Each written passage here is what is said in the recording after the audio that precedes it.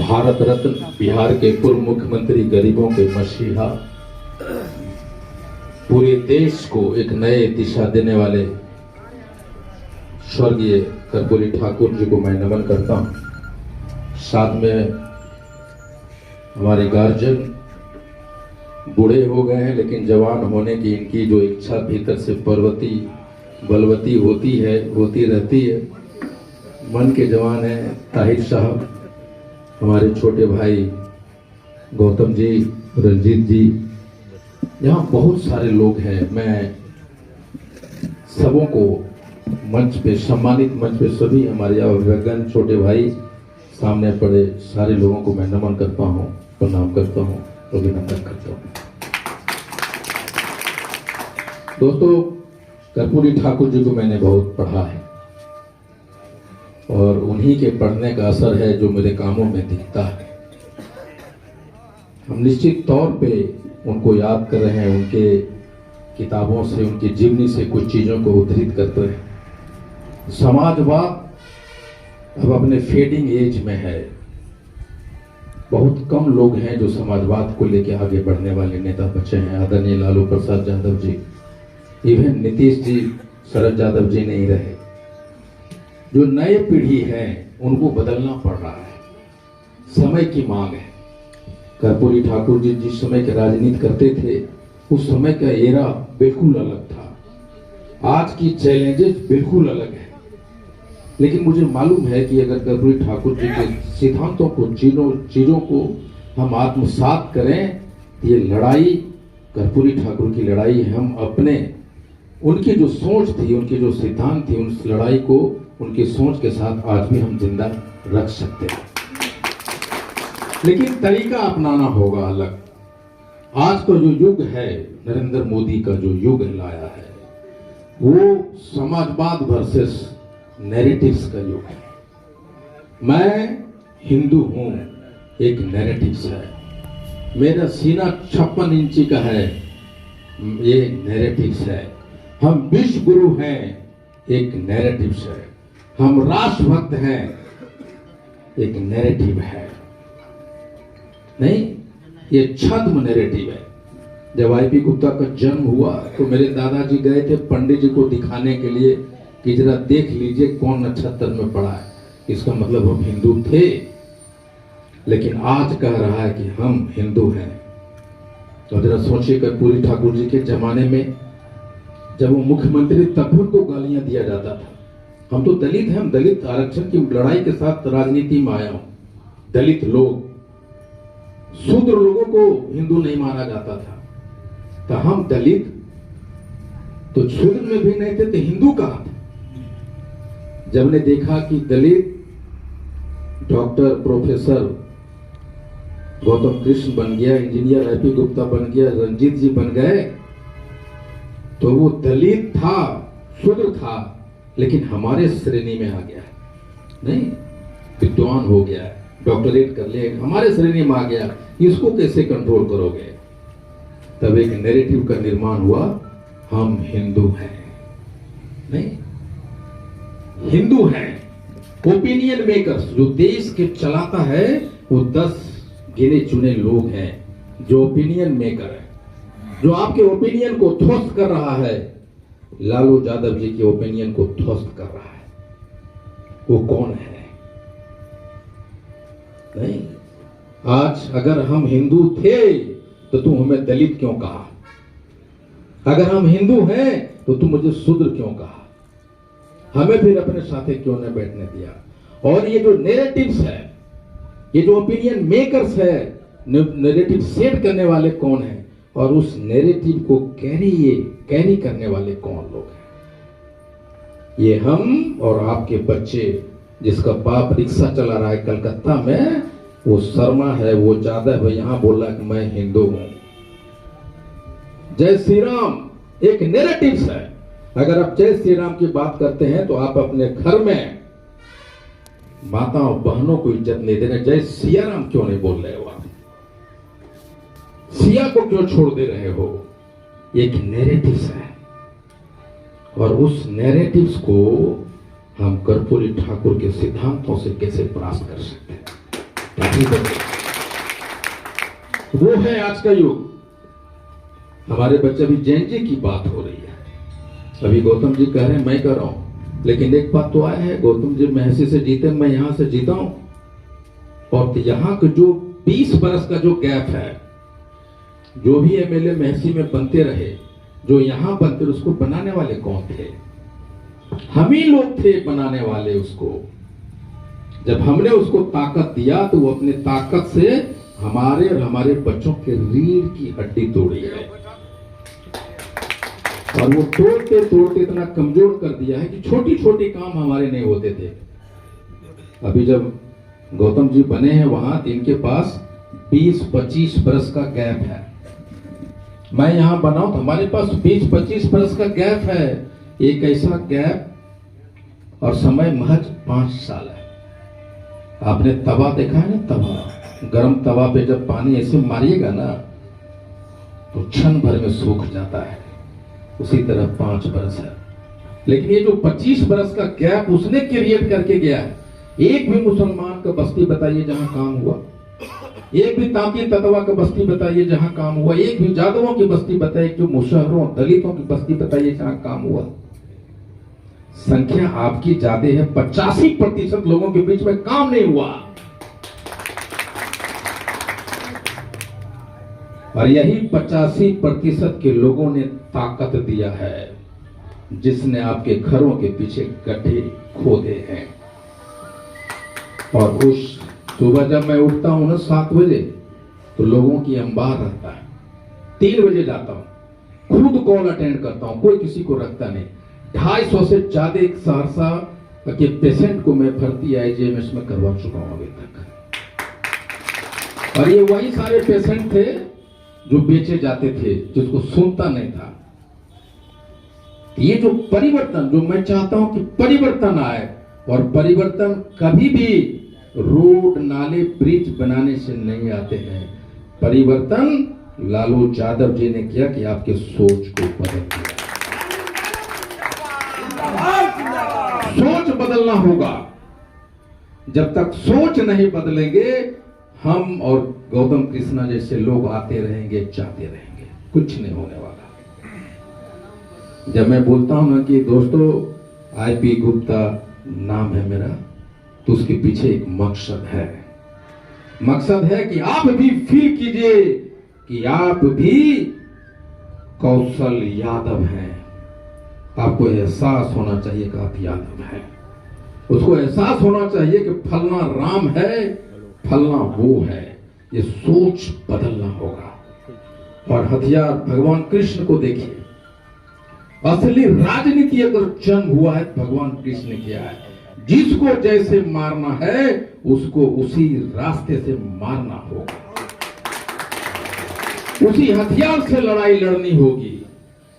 जब मुझे आज पता चला कि इन्होंने मुझे कॉल किया था, तो मैं कहा कि शायद मैं ना रह पाऊं, मेरा आसाम में प्रोग्राम था, मैं जा नहीं सका। मेरे जाति का एक बड़ा सम्मेलन था, मैं वहां मुख्य अतिथि था, जा नहीं सका। तो किसी ने कहा कि आपकी अलग पार्टी है, आप भी कर्पूरी ठाकुर जी को मनाइए। तो मैंने कहा कि हाँ, महागठबंधन की पार्टी है और हमें सब मिलके एक मंच पे आके मनाना चाहिए। मैंने कांग्रेस वाले को फोन किया कि भैया जो करना है करो, लेकिन ये मत कहो कि हम आरजेडी के कारण से हार गए, आरजेडी में नहीं जाएंगे। तुम जहां भी रहो जाओ, लेकिन राजनीति परसेप्शन की लड़ाई होती है, उस परसेप्शन को बनाए रखो। और अंतिम समय मैं कहता हूं कि तेजस्वी यादव जी 14.5% यादवों के वोट को लेकर सबसे बड़ा वोटर, बड़ा वोट का मालिक हमेशा बना रहेगा। इस सच्चाई को नकार नहीं सकते, नहीं तो फिर क्यों परसेप्शन को बिगड़। लेकिन हम कहते हैं कि हमारी लड़ाई का तरीका बदल गया। हमारी लड़ाई छद्म नैरेटिव से है। आपके सारे संस्थाओं को उन्होंने कब्जा कर लिया।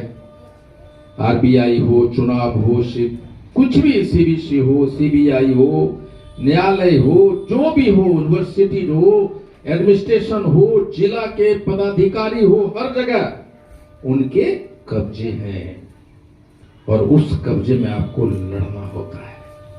नहीं और जब आप लड़ते हैं तो फिर आपको लड़ाकू बनना पड़ेगा। लड़ाकू कैसे बनेंगे आप? कैसे बनेंगे? उधर सामने वाला आपके घर में 5-5 मोबाइल दिया है और उस मोबाइल को 2 साल तक फ्री कर दिया। इसका मतलब क्या हुआ कि उसने अपनी लड़ाई को आपके पत्नी, आपके बीवी, आपके बच्चे, आपके बहन, आपके बेटे, आपके बेटियों के घर तक फिंगर टिप्स पे पहुंचा दिया है। अब ध्यान रखिए जो मैं बोलने जा रहा हूं इसके बाद। आप हिटलर, गौतम तो ज्यादा पढ़े होंगे, ये इतिहास, हम इंजीनियर, हम तो इतिहास पढ़ते नहीं, जितना काम होता उतने इतिहास पढ़ता हूं। लेकिन मैं वो विद्यार्थी रहा हूं कि एक पेज पढ़ के बाकी को 100 पेज में समझ जाता हूं कि बाकी में क्या लिखा होगा। आप हिटलर को देखिए। हिटलर जब आया, उसको लगा कि सत्ता पे राज करना है, तो उसने धर्म का नाम लिया। यहूदियों को भगाने की बात कही उसने कहा कि राष्ट्रभक्त बनना होगा। जब जब धर्म यानी छद्म धर्मवाद और छद्म राष्ट्रवाद की बात आती है, तो एक ऐसा अफीम का नशा है जो आपके सर चढ़ के बोलता है। लेकिन उसको मालूम होता है एक पीरियड आने वाला है, 10 बरस। इस तरह के नशा केवल 15 साल के लिए होता है। मैक्सिमम उसका लाइफ है 15 साल। तो जो शासक है, जो छद्म धर्म और छद्म राष्ट्रवाद को लेके आता है, उसको मालूम है कि 15 यानी 10 साल के बाद नशा उतरना चालू होगा। गांजा पीते हैं तो क्या घंटा बाद उतरने जाता है? दरवों का नशा उतरने जाता है। तो उसी तरह छद्म राष्ट्रवाद और छद्म धर्म की नशा उतरने लगता है। और जब उतरता है तो उसको मालूम है कि ये नशे में हमने वो काम किया है जो देश बेचने वाला काम था, जो जनता को बेचने वाला। तो गलत किया, उसको मालूम है सामने वाला आएगा तो उसका जगह कहाँ होगा। तब धीरे से आपके हमारे घरों में ड्रग्स भेजना चालू करता है, नशा भेजना चालू करता है। और यही कारण है कि पूरा सहरसा नहीं, पूरा भारत नशे के लत में आ गया। ये लड़ाई बड़ी हो गई है।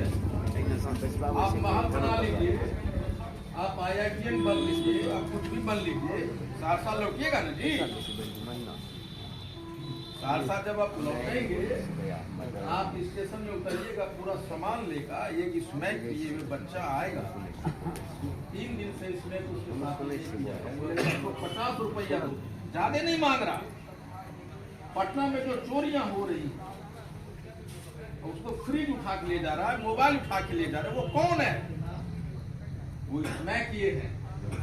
आप आए अरबों रुपया कमा के, बेटा इंजीनियर, बहू डॉक्टर, सहरसा उतरे, रात में आपका गाड़ी रोकता है और आपके चाकू से आपके पेट में आपके चाकू मार देता। पढ़ाई का क्या मतलब हुआ? शहर का चिंता करना होगा, देश का चिंता करना होगा। और उस लड़ाई से लड़ने के लिए पूरी ठाकुर अकेले लड़े। मेरा भी याद है, मेरे गांव में वहां के दबंगों जो मुख्यमंत्री थे तो उनको मारने के लिए एक पत्थर चला दिया। छोटा बच्चा था मैं, भोला मांझी बने MP। होली के दिन में ढोल लेकर उनके घर के आगे गाना गाया करता था, गली गली गालियां। हम और गौतम कृष्ण इससे बचने वाले नहीं, हमें भी सुनाए जाएंगे। और वो सुनाने के लिए कोई और नहीं आएगा, वो हमारे और आपके घरों के बच्चे को चुनेंगे, उन्हीं को चुनेंगे, क्योंकि उनका एक कैरियर है, नैरेटिव स्टेटस वही है। ओपिनियन मेकर, नक्सल अर्बन किसने दिया? हमें लड़ाई उस ओपिनियन मेकर से है, हमें लड़ाई उस नैरेटिव स्टेटर से है। और सबसे बड़ा खतरा इस बात का है, वो जो नैरेटिव सेट कर रहा है उसका कैरियर हमारे बच्चे, आपके और हम।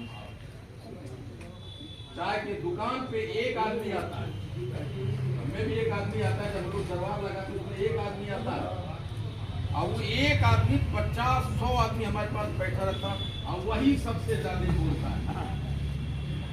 हमारे लोग जब चुप हो जाते हैं तो मैं कहता हो बोलो हो बंद करना बिल्कुल बोले नहीं। इसलिए कर्पूरी ठाकुर आज भी प्रासंगिक हो सकते हैं। हम उनके किताबों से निकलकर उनके सिद्धांतों को सही समझें और उस सिद्धांतों को इस नए युग के लड़ाई के हथियार के रूप में यूज करें। भगवान कृष्ण को मारना है तो रूप बदल लो, नए नियम लगा दो, लेकिन मार दो। अभी भी मुझे एक आदमी कहा कि आप कहते हैं तो अभी महागठबंधन में है और अगर कल गठबंधन बदल जाए तो चल जाओ। हम अपने लोगों के लिए जाएंगे, जहाँ घर जाना पड़े घर जाना पड़े, इसके लिए जाएंगे। आईपी तो अपने लिए नहीं। मैं तेजस्वी जी से मिल के कहना चाहता हूँ उनसे, ये हार जरूर हुई है महागठबंधन की, चाहे जैसे भी हुआ, लेकिन तेजस्वी यादव जी को जननेता बनने का अवसर दिया। एक लौटा इंसान है तेजस्वी यादव। जब लुंगी पहन के भीतर किसी गली में घुस जाएगा तो 1-2 लाख की भीड़ उसके पीछे चलने लगेगी। लौटा नेता है देश का, बिहार का। भैया टी-शर्ट निकालिए, ट्राउजर खोलिए, गरोड़ी वाला पैंट बांधिए, लुंगी पहनिए, आइए। बिहार आपका इंतजार कर रहा है। रायपी गुप्ता के साथ चलने की तैयार। पलट देंगे। सिर्फ तेजस्वी यादव जी को बस बाहर निकलने की जरूरत है। वो अब एक इतना बढ़िया इंसान है तेजस्वी यादव। मैं उनके साथ घंटों बिताया हूँ हेलीकॉप्टर में। अगर मेरे खाना गिर जाता था ना तो वो अपने से हटा देते थे। वो जानते हैं सच वो करता था वो आदमी।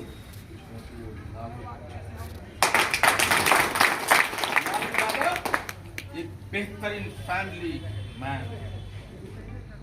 तेजस्वी यादव, जो कर सकते हैं देश के लिए, बिहार के लिए दूसरा नेता नहीं। बिहार में कर्पूरी ठाकुर जी के मैं तेजस्वी यादव जी को आह्वान कर सकता हूँ, कमर कसिए, चादर मुरेठा बांधिए, रण महाभारत के मैदान में आइए। कृष्ण आपका इंतजार कर रहा है। बदल सकते हैं हम लोग। ये हार अवसर दिया है तेजस्वी यादव जी को, उनको सीखने और उनको लड़ाई। बहुत बहुत धन्यवाद।